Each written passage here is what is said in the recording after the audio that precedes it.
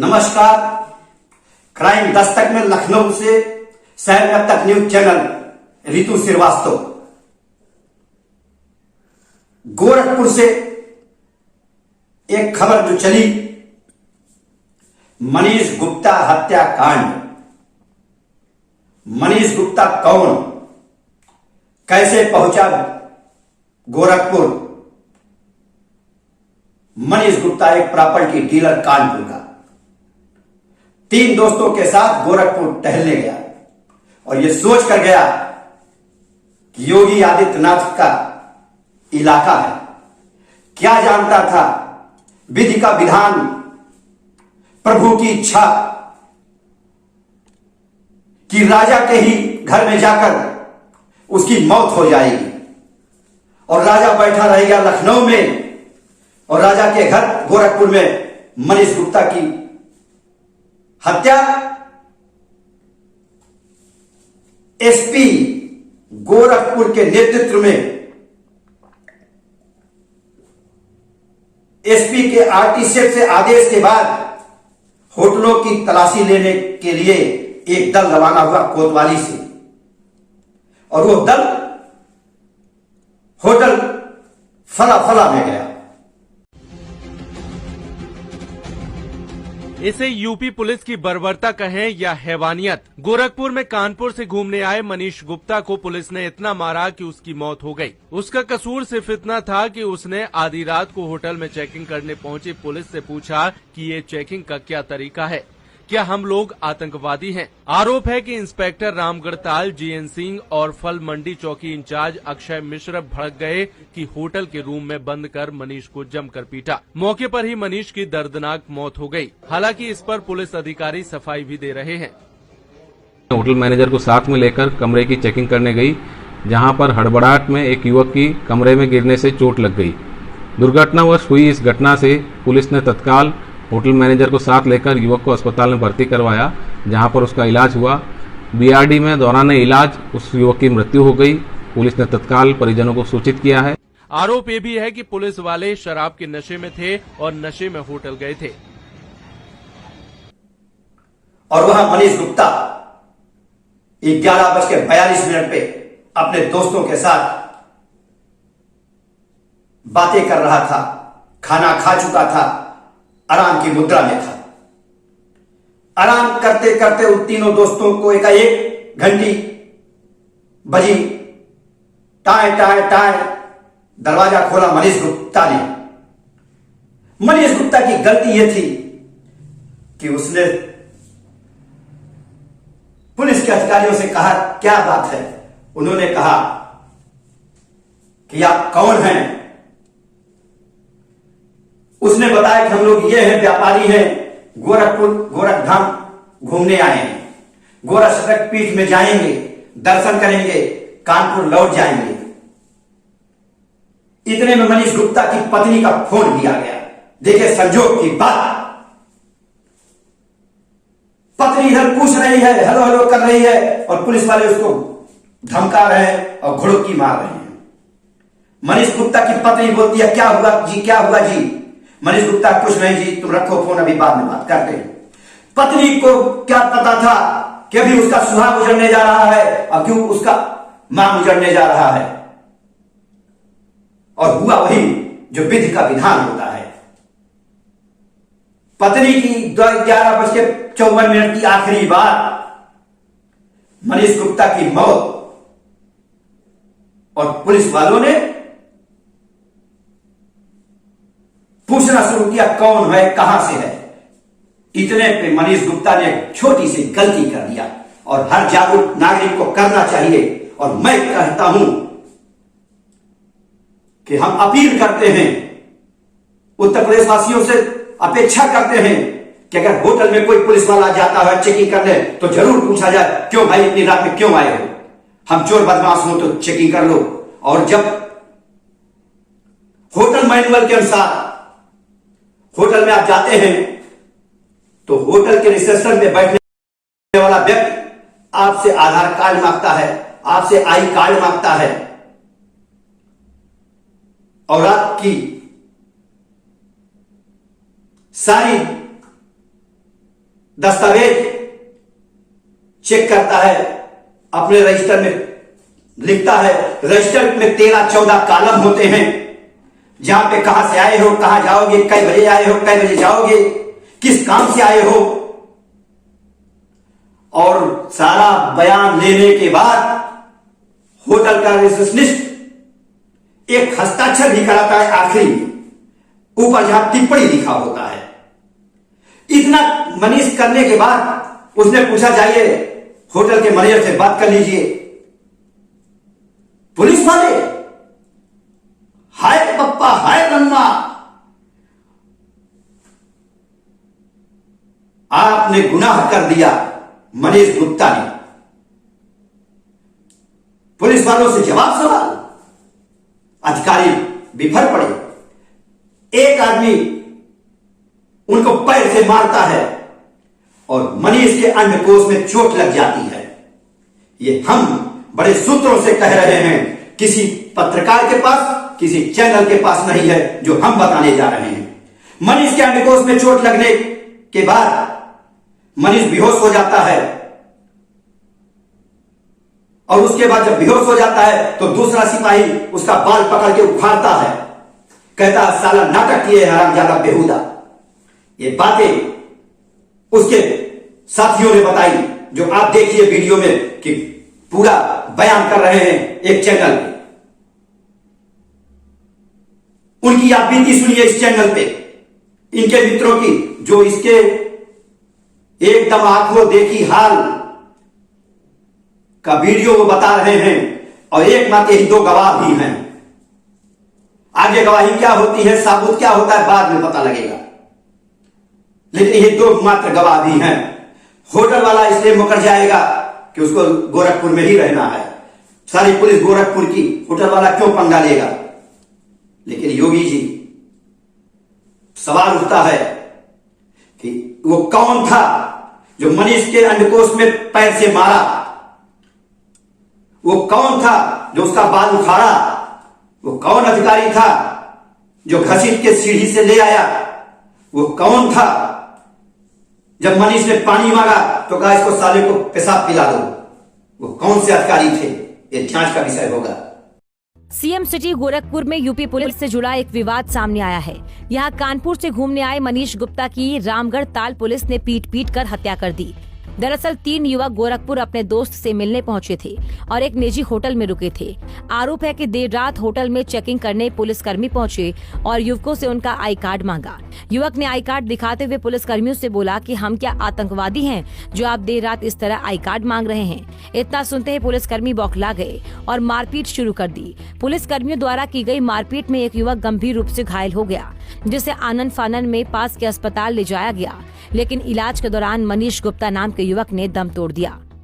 12 बजे डोरबेल बजी तो गुप्ता जी और प्रदीप जी सोए हुए थे। मैंने गेट खोला तो वहाँ पे 5-7 पुलिस वाले और होटल पे जो रिसेप्शन पे लड़का था, नाम नहीं पता है उसका, वो अंदर बढ़े तो बोले कि भाई क्या नाम है, अपना वो दिखाओ, आईडी वाईडी दिखाओ, कहाँ के रहने वाले वगैरह वगैरह, इस तरह से। मैं सर ठीक है आईडी वाईडी दिखा देंगे। आईडी दिखाई, मैंने अपनी दिखा दी, भाई की दिखा दी, क्योंकि भाई सोया हुआ था तो मैंने कि यार इसको लेके डिस्टर्ब करना है।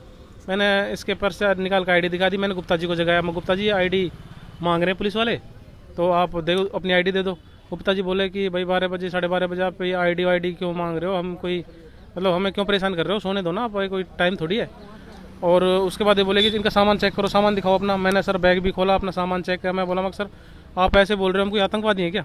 तो मुझे बोल रहा है कि तू फालतू बोल रहा है, ये है वो है, साला जाएगा ना तू जेल में। अंदर उन्होंने ड्रिंक की हुई थी सर, जहाँ तक मुझे लग रहा है, और तू अंदर जाएगा ना, एक रात रहेगा थाने में, तेरा अकल ठिकाने आ जाएगी। मैंने कि आप पैसे कैसे थाने में लेके जा सकते हो। तो इतना कहने पर उन्होंने मुझे थप्पड़ मारने शुरू कर दिए। एक पुलिस वाला, और वो कौन थे जो थप्पड़ मारे?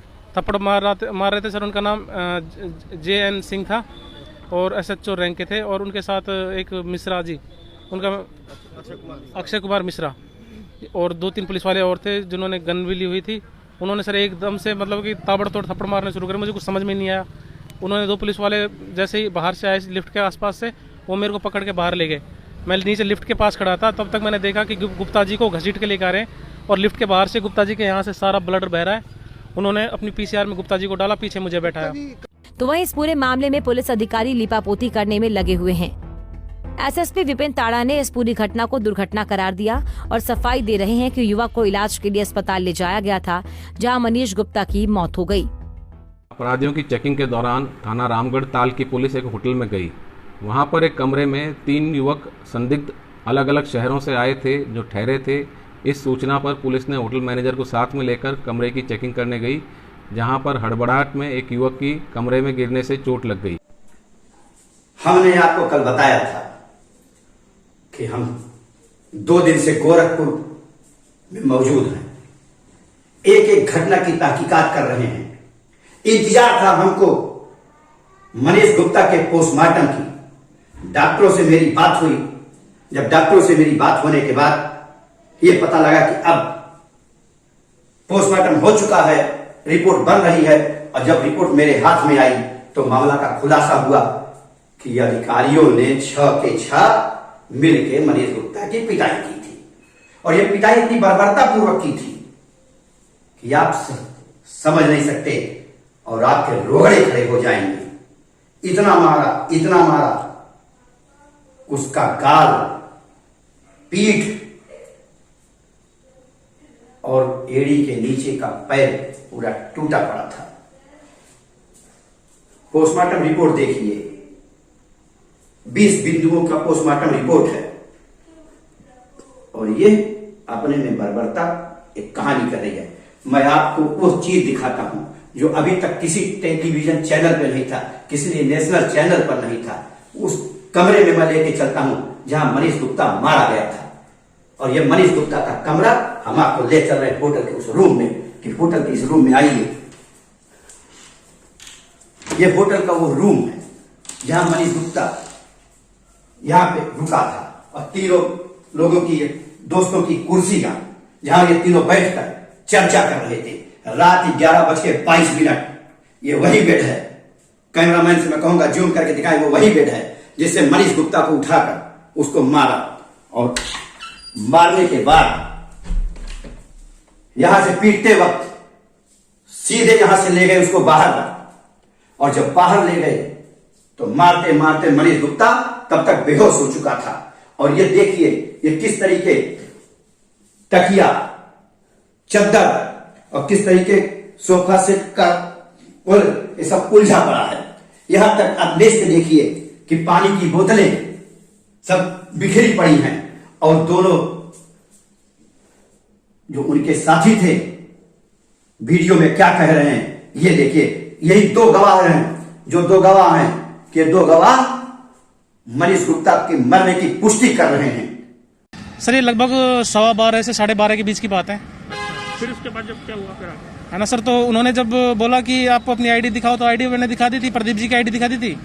आईडी दिखाने के बाद मैंने गुप्ता जी को बोला, गुप्ता जी सोए हुए थे, क्योंकि इन दोनों की तो आईडी तो मैं दिखा सकता हूँ, अब गुप्ता जी की तो आईडी गुप्ता जी को पता ना क्या है क्या नहीं।